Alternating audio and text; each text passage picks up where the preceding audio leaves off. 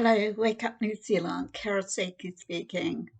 Well, when your children are young, now I go back a very long time and had four children, sort of one after the other. At one stage, one of them had an accident and took them right back to nappy stage. So I had three lots of cloth nappies to wash every day.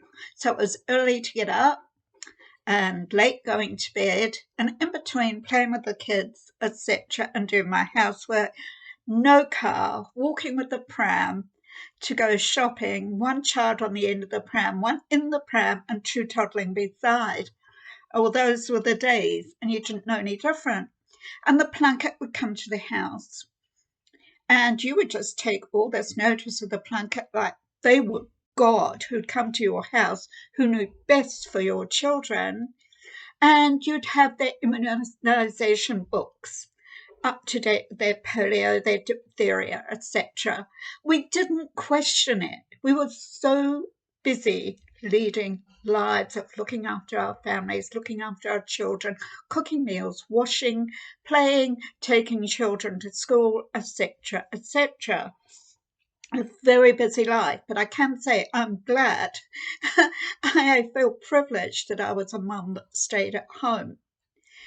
But now I look at it and I think of those other young parents, and I think to myself, I wonder other young mums there, they're struggling to pay the rent, the mums and dads and kids at school, kids growing up, children into daycare full time, and going out to work, coming home, having to do the washing, the ironing, or I don't know whether they're iron anymore, uh, and fix meals and do the housework and see to the kids' thing for the following day.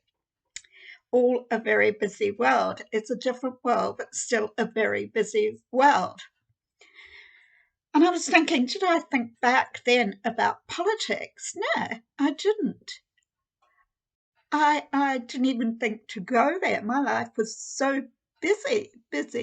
And it was only like when my children left the nest, so to speak, and started going to work. My youngest was 15. I decided after leaving school at 14, and I had that empty nest syndrome, and I felt I needed to do something with my life. And that's where I went. I did voluntary work supporting victims of crime. And out of that, I found that I had many issues around my own sexual abuse, my own abuse where I had been thrown down the steps, my mum, hearing her cry at night time, etc., for many years. And then in my busy life, I was one of those people who had put all that to one side, had been buried, then suddenly it all came up that I had a problem. So I had to seek help for myself so that I could actually go and help other people to get so that they could be self-empowered to help themselves. And that's what I did. So eventually I got into uni and I took social policy, child psychology, and counselling, and other humanities lessons, etc.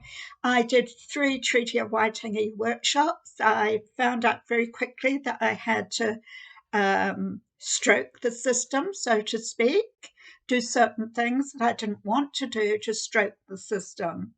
So I did that 3 times and did my placements in family therapy. Then I worked voluntary for Age Concern and then around hospice, end of life storytelling, for helping people write their own stories at the end of their lives. So doing that, also in highly paid work around victim support and being an integral part of pilot schemes in New Zealand supporting victims of crime.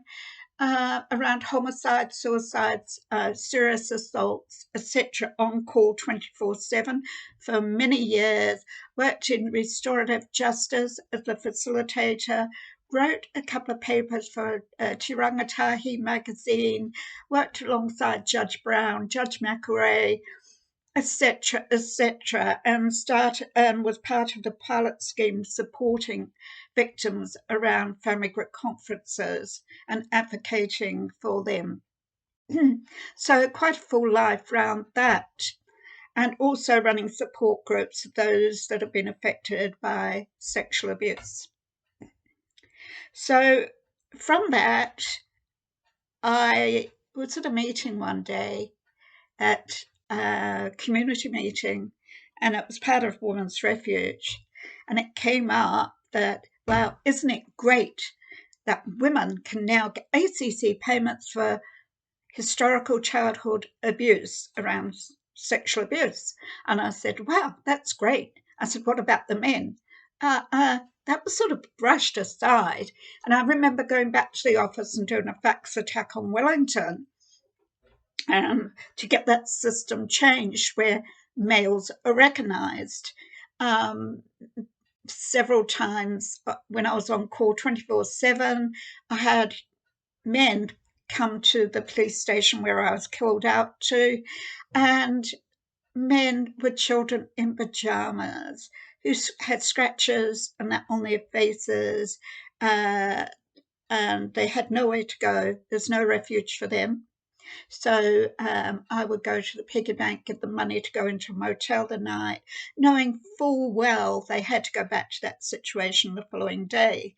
They did not have a refuge service that these women had who could help them legally and financially. They were thrown back to the same old stuff of abuse, which seriously affected the children. So around that, that made me sit up and think about all these things that was happening around men and also the family court system, etc. And it opened me up to all of that. So I knew these men, they would say to me, I don't want to be a part-time dad. So they'd rather be there and suffer than be a part-time dad. It's a very hard place to be. So it's getting, look, because one sex abuses more than the other doesn't make it right that all sexes, all males are to blame, and the same vice versa for all females. You have to see it for what it is. No abuse is okay. We shouldn't have abuse around men abusing women, women abusing men. And, either is not good. So, but we should not demean the abuse that men go through. And that's happened for many generations now, actually. So I feel I can talk about that because I have been abused by my father, but I don't say all men are abusers. I have a fantastic brother. I have a fantastic husband, and neither of them abuse. And I have brother-in-law and other family members that do not abuse women. And I know so many men that would never abuse a woman. So we need to get that into perspective. So from there, after being involved with all that and retiring, again, emptiness syndrome from work, I still became sort of politically involved in 2018 when the UN Global Compact of Migration came up. And I hadn't really taken much notice in politics before. I do have 20-odd grandchildren, and great-grandchildren, so the nest wasn't completely empty. And 2018 made me really sit up and look. So I saw this UN Global Compact of Migration, and Peter's going to sign it, and then he went to the Crown Law Office to prove that, hey, you're not to worry, it's not legally binding. So legally binding means it's not lawful. So why make a commitment to an agreement that's not lawful? And that really got me thinking. So I was determined to learn the language within the UN Global Compact on Migration, and which I did. And for the first time ever, I actually got together a submission or objection to the UN Global Compact on Migration. I put a petition online, parliamentary petition online, and within 13 days got 6,521 signatures. And during that time, I was told, look, the signature number's not going up by different people. So I contacted the parliamentary office around this, and twice I was told it's a technical fault. And that's what they do. And you keep on hearing this happening. Keep the numbers down. It's a technical fault. And then when it went to petition the select committee, I was allowed to ask a question. And I said, will this limit freedom of speech? And I was told no. So, yeah, a long journey. So again, I'm looking at the UN Global Compact this morning because I see global migration on climate change. And then I see other stuff that's going on. So I thought I'd just take this time to explain something to you. UN agendas, declarations, agreements, compacts, etc. are mostly non-binding. So when, say, our government agrees to it, like Peter's, as a representative of the New Zealand government, to actually sign, who was in charge, to sign the UN Global Compact on Migration in Morocco. Now, he sought advice from the Crown Law Office to say, hey, don't worry, it's non-binding. But there are many things that Peters did not say that have come up now that's risen their ugly heads. So one is the difference between statute law and soft law. Now, many people haven't heard of soft law. They hear of civil law, contract law, and all sorts of law, common law, but soft law is not talked about. So soft law is used around, say, the government agrees to a non-binding international UN compact agreement. So, okay, so that sits there with our government under what we call a soft law. Now, what's the advantage of that, would you ask? Because it's a non-committance. No, but it is a committance because it sits there until they want to use it. And judges can use that as an interpretation also. So it's got a huge advantage. It can be used very quickly to be indoctrinated, to be introduced into domestic policy. And once it's introduced into domestic policy, it then becomes hard law, statute law, legally binding. Now, Peters didn't explain that. He also didn't explain in 2018 that there was a Mayor's Declaration on Migration happening at the same time, the Bucharest Declaration of Global Mayors. And this was to actually accelerate migration within local government, within cities of the future. Now, we see all these pack and stacks going up, don't we? And you wonder, what's happening with those? I mean, one minute they're there's an empty piece of land. Next minute, there's this huge pack and stack. They're going up on all over the places. And then I read some time back about UN leader said that nationalism is a threat to multilateralism and the need for parliament they had a mayor's parliament global meeting where they said that, you know, to cure this nationalism and to make global citizens, then if you swamp countries with migration, then you weaken sovereign nations.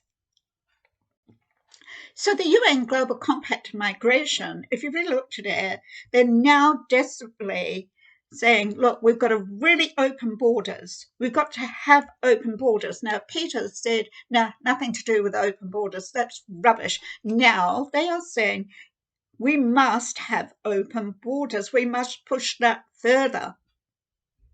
It's a human right to migrants. It's a human right to refugees. It's a human right in their country that's hosting them to actually make sure they have a house, a good health system, good education. They have a human right to that.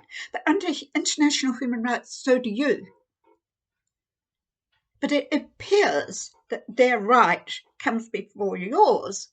Also, that if they come to the host country and decide to go back to their country of origin, then the New Zealand taxpayer supports them and their family back in their countries of origin.